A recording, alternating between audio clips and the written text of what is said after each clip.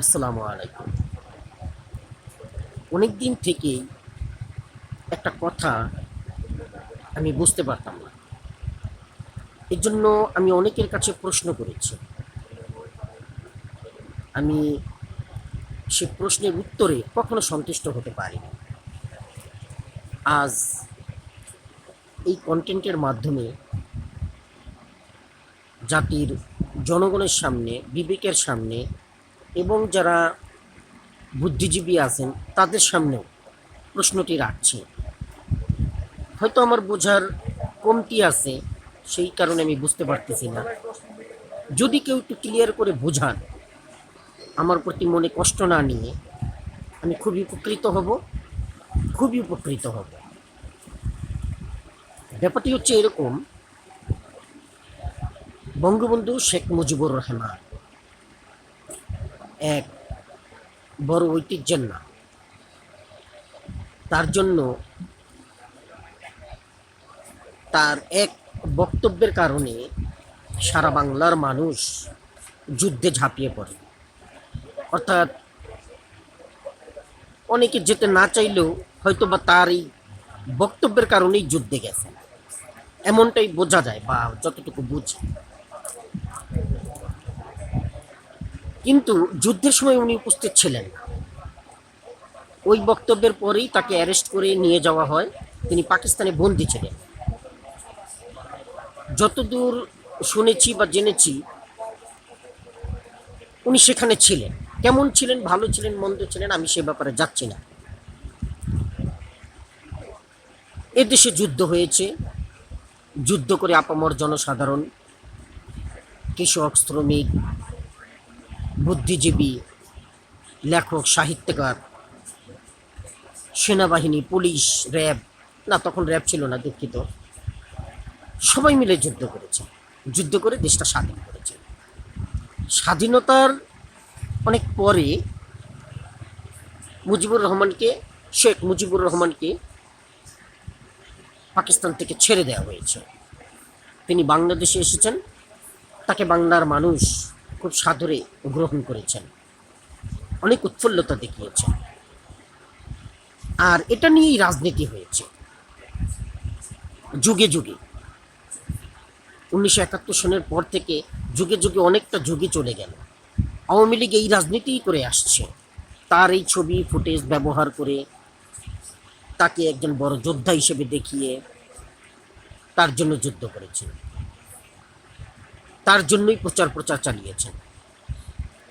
পক্ষান্তরে কি করেছেন? বিপরীত দলকে, বিপক্ষ দলকে ছোট করেছেন।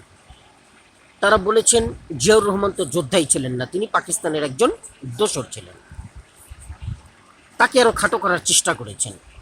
তিনি যে স্বাধীনতার ঘোষণা দিয়েছেন সেটাকেও ছোট করার চেষ্টা করেছেন। আমরা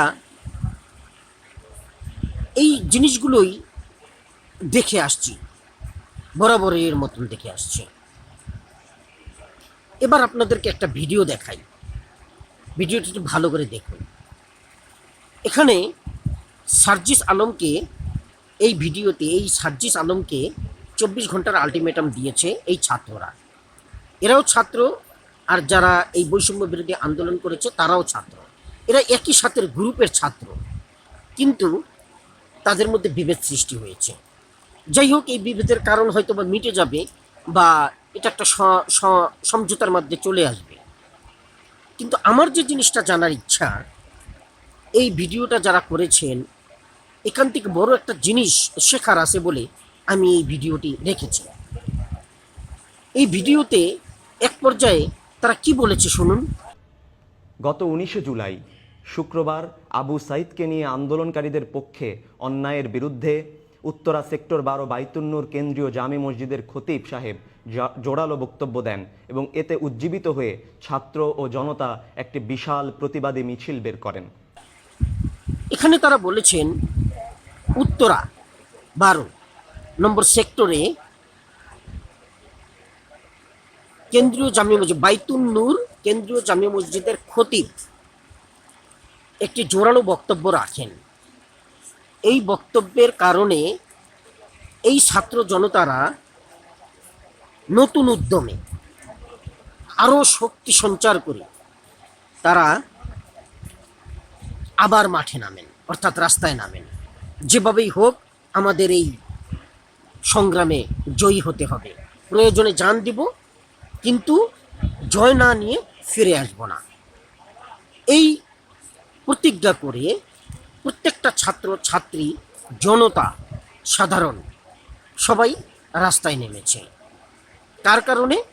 ওই খতিবের জোরালো বক্তব্যের কারণে। অর্থাৎ এই ছাত্রদেরকে নিয়েই তিনি একটি বক্তব্য দিয়েছেন। কি সেই বক্তব্য? সেই বক্তব্যটা কিন্তু পেশ হয়নি এখানে, কারণ সেটা হয়তো বা রেকর্ড হয়নি, সেজন্য সেটা কেউ জানতে পারবেন না। কিন্তু সেই বক্তব্যের কারণেই ছাত্ররা স্বীকার করেছে যে সেই বক্তব্যের কারণেই তারা নতুন করে, যেখানে তারা একটু স্তিমিত হয়ে পড়েছিলেন, সেখান থেকে তারা আবার নতুন শক্তি নিয়ে আবার যুদ্ধে ঝাঁপিয়ে পড়েন, রাস্তায় নেমে পড়েন। যার ফলেই এই স্বাধীনতা এসেছে, অর্থাৎ যেটাকে দ্বিতীয় স্বাধীনতা আমরা বলছি এখন। কিন্তু আপনারা কি জানেন সেই জোরালো বক্তব্যের কারণে সেই খতিবের কি হয়? এরই প্রেক্ষিতে খতিব সাহেবকে গভীর রাতে থানায় ডেকে যে শারীরিক ও মানসিক নির্যাতন করা হয়, সেখানেই কিন্তু ছাত্রটি বলেছেও তাকে রাত্রে উঠিয়ে নিয়ে যায়, উঠিয়ে নিয়ে গিয়ে তার প্রতি শারীরিক নির্যাতন করা হয়, মানসিক নির্যাতন করা হয়। আর পুলিশ যখন এই এমত অবস্থায় উঠিয়ে নিয়ে যায় এবং আয়নাঘরে নিয়ে যায়, কিংবা পুলিশের হেফাজতে নিয়ে যায়, ডিবির হেফাজতে নিয়ে যায়, তখন যে কি ধরনের আপ্যায়ন তারা করে, এটা তো স্বাভাবিক, সাধারণ জনগণ সবাই এখন বুঝতে পারেন। এখন আমার প্রশ্নটা হচ্ছে এখানেই, ওনার জোরালো একটা বক্তব্যের কারণে এই স্বাধীনতা এসেছে। এখন যাকে আমরা দ্বিতীয় স্বাধীনতা বলছি, একটা প্রকৃত স্বাধীনতা বলা যায়, এই সবাই বলছি আর কি, যেটা এই স্বাধীনতা উপভোগ করছে। তাহলে তো এই স্বাধীনতার ঘোষক সেই খতিবকেও একজন বড় যোদ্ধা হিসেবে চিহ্নিত করা যায়। তাকে তো অনেক বড় পুরস্কারে পুরস্কৃত করা উচিত। যেমনি বঙ্গবন্ধুকে জুলিয়ে করি উপাধি দেওয়া হয়েছিল তার বক্তব্যের কারণে, এবং তার এই বক্তব্যের কারণে তাকে অনেক বেশি মাথায় তুলে নাচা উচিত। কিন্তু সেটা কি আসলে আমরা করেছি? এখন এখানেই আমার প্রশ্নটা বিবেকের কাছে, আমার বিবেকের কাছেই আমার প্রশ্নটা আসে। তাই আজকে জাতির বিবেকের কাছে এই প্রশ্নটা রাখছি। যদি কেউ অনুগ্রহপূর্বক আমাকে একটু বুঝিয়ে বলতেন, বঙ্গবন্ধুর এক ভাষণের কারণে যেমনি তিনি অমর হয়ে গেছেন, তিনি অবিস্মরণীয় হয়ে দাঁড়িয়েছেন, সবাই তাকে অবিসংবাদিত নেতা বলে থাকেন, তেমনিভাবে এই খতিবকে আপনারা কিভাবে দেখবেন? তাহলে উনি তো মাঠে নামেননি, খতিব তো মাঠে নামেননি, কিন্তু উনি জোরালো একটি বক্তব্য দিয়েছেন। এই বক্তব্যকে কিভাবে দেখা যায়? এই যুদ্ধে তার ভূমিকাটা কি, এবং তাকে কিভাবে আমাদের স্মরণ করা উচিত? আশা করি আমাকে একটু, যে কেউ তার দায়িত্ব নিয়ে যদি আমাকে বোঝাতেন, আমি খুবই উপকৃত হতাম। ধন্যবাদ। আসসালামু আলাইকুম।